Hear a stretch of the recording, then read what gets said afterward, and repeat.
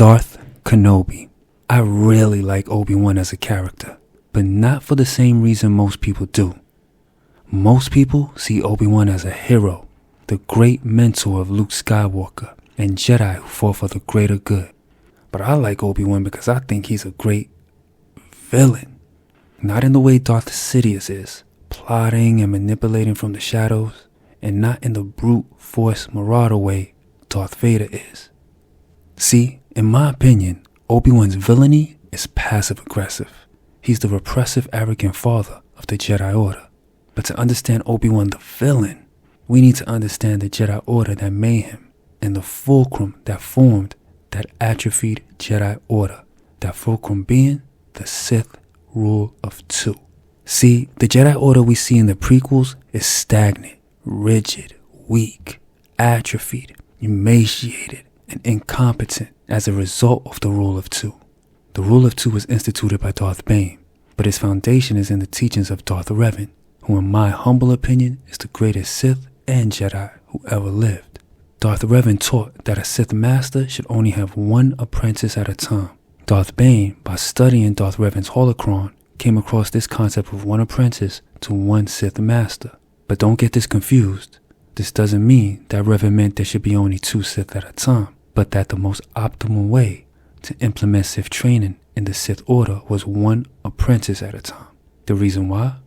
If the apprentice was to overthrow his master as by Sith doctrine, it would lessen the chance of an unworthy Sith apprentice killing the master by apprentices uniting against the master, leading to the unmerited rise of a Sith.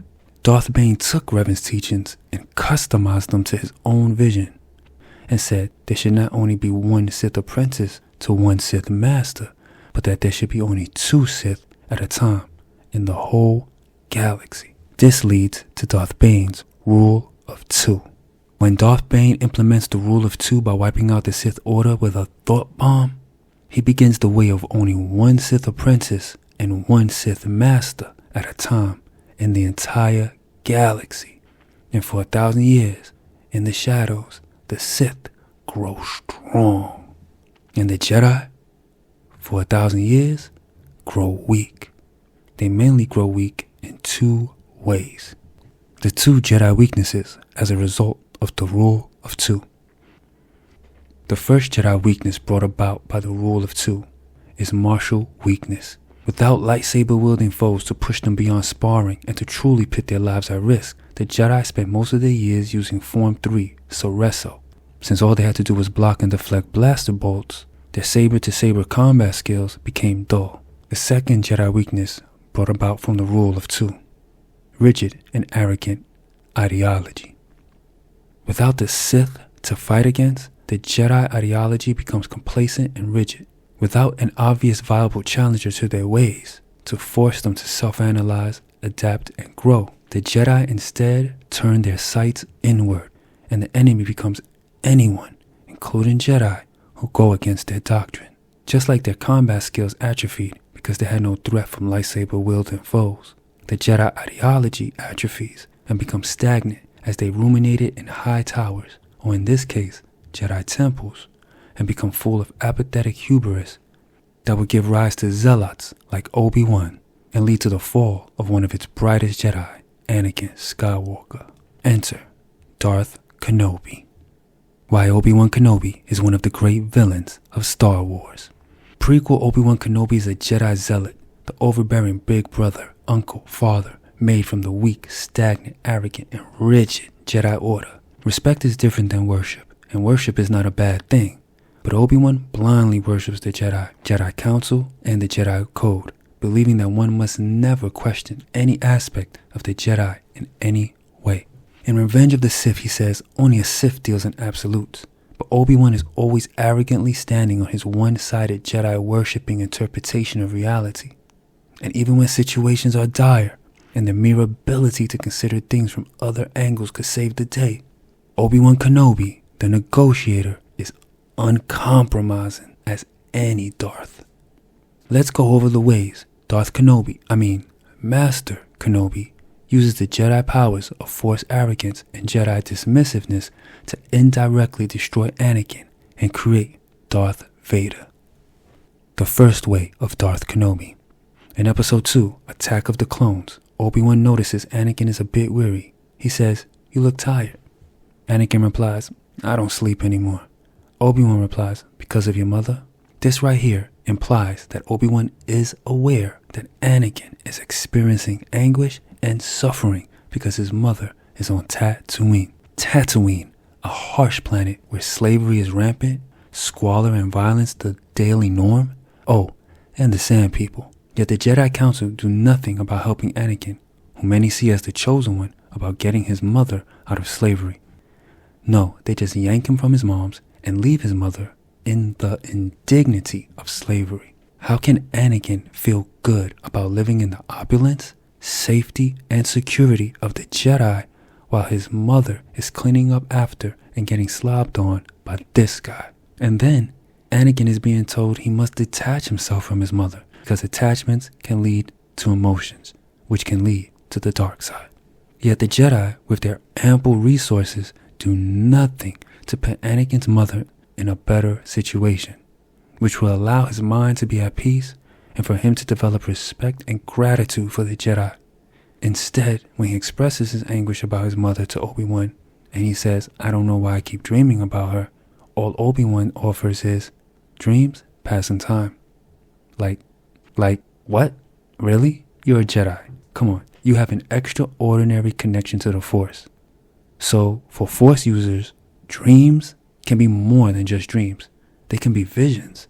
And maybe, if the chosen one is having dreams that got him losing sleep, maybe you should investigate them. But Darth Kenobi fails Anakin here and dismissively says, "Dreams pass in time. There is no emotion, there is peace."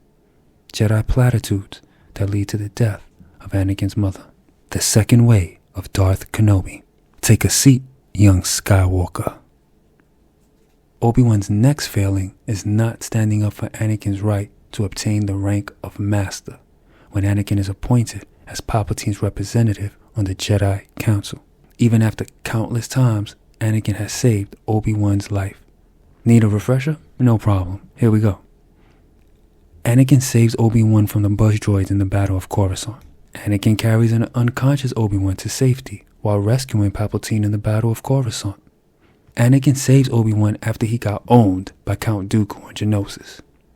In Revenge of the Sith, Obi-Wan himself admits that Anakin saved him at least 9 times, where they have this exchange. "Okay, but you owe me one, and not for saving your skin the 10th time, 9th time. That business on Cato Nemodia doesn't count." So at the council meeting later on in Revenge of the Sith, Obi-Wan has a chance to stand up for his friend, his brother, and say, Anakin deserves to be a master on the Jedi Council. Yes, Obi-Wan may feel uneasy, rightfully so, about the appointment being requested by Palpatine, but as soon as Anakin defeated Dooku and rescued the Chancellor and Obi-Wan, Anakin should have been made a master. But Obi-Wan says nothing. Why? Because in my opinion, Obi-Wan is jealous of Anakin, and being a master is the last thing Obi-Wan has over Anakin. Remember back in Episode 1, as soon as Qui-Gon brings Anakin on board, Obi-Wan starts their relationship off by saying, "Why do I get the feeling that we've picked up another pathetic life form?" Wow, calling a 9-year-old boy pathetic. Basically, if this was the Wizarding World, Obi-Wan would be Malfoy and Anakin would be Harry Potter. The third way of Darth Kenobi. Darth Kenobi's third way is Jedi worship. Obi-Wan is a Jedi elitist. He believes that the Jedi are near perfect. Obi-Wan worships the Jedi Council. He believes that Jedi are near perfect and that the rules of the Jedi Council should be followed above all else. Obi-Wan shows this blind Jedi Council worship when he says to Qui-Gon, "Don't defy the Council, Master, not again." And Qui-Gon righteously replies, "I would do what I must, Obi-Wan." And then Obi-Wan says, "Master, you could be sitting on the Council by now if you would just follow the code. They would not go along with you this time." Qui-Gon, you still have much to learn, my young apprentice. Obi-Wan never grows out of this blind worship of the Jedi Council. In fact, his blind worship of the Jedi Council and the Jedi Code is his weakness.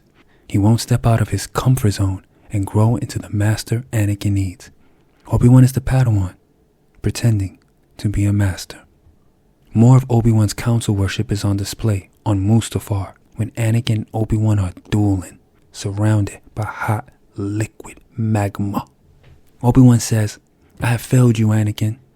And then Anakin proceeds to talk about how he should have known the Jedi were plotting to take over.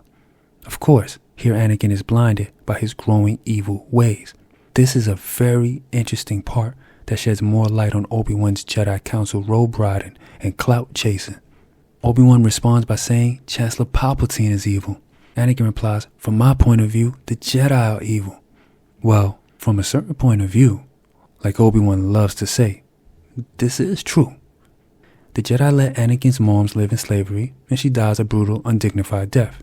And every time Anakin talks to one of these wise Jedi masters about more visions, all they tell him is that he has to accept it and be happy for people who die.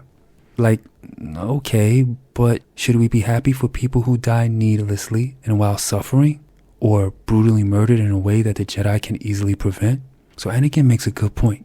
The Jedi's dismissiveness of his loved ones has been evil. But Obi-Wan's reaction to Anakin calling the Jedi Council evil is classic Obi-Wan. Immediately, Obi-Wan gets defensive and goes into Zealot screeching Jedi defender mode and is like, "Then you are truly lost." So wait a minute. Obi-Wan finally admitted that he failed Anakin, but is unwilling to admit that the Jedi Council may as well have failed Anakin? Imagine if Obi-Wan instead responded with something like, "You have a point, Anakin. What we did to you was wrong and cruel." But nah. Finally, a master. Padawan Obi-Wan finally becomes Master Obi-Wan. It is not until he becomes a hermit on Tatooine, and then later meets Luke, that Obi-Wan becomes a master. He steps out of his comfort zone on Tatooine and even trains Luke. Even though Luke is way past the usual age to begin Jedi training, something Obi-Wan said the 9-year-old Anakin was too old to begin. Obi-Wan listens more, and at the end of episode 4, Obi-Wan sacrifices himself for the new hope, growing into the master everybody needed while still maintaining his heart as a Jedi, fighting for good. Obi-Wan never put into action until he met Luke that following the rules is sometimes evil, and breaking the rules is sometimes the right and good thing to do. Obi-Wan's arc is amazing and truly one of redemption. Obi-Wan goes from oppressing the hope of the Jedi in Anakin to sacrificing himself for the new hope of the Jedi in Luke Skywalker. Thanks for listening, and I hope you enjoyed just my opinion on a great character, Obi-Wan. If you liked it, like and subscribe, and leave a comment below.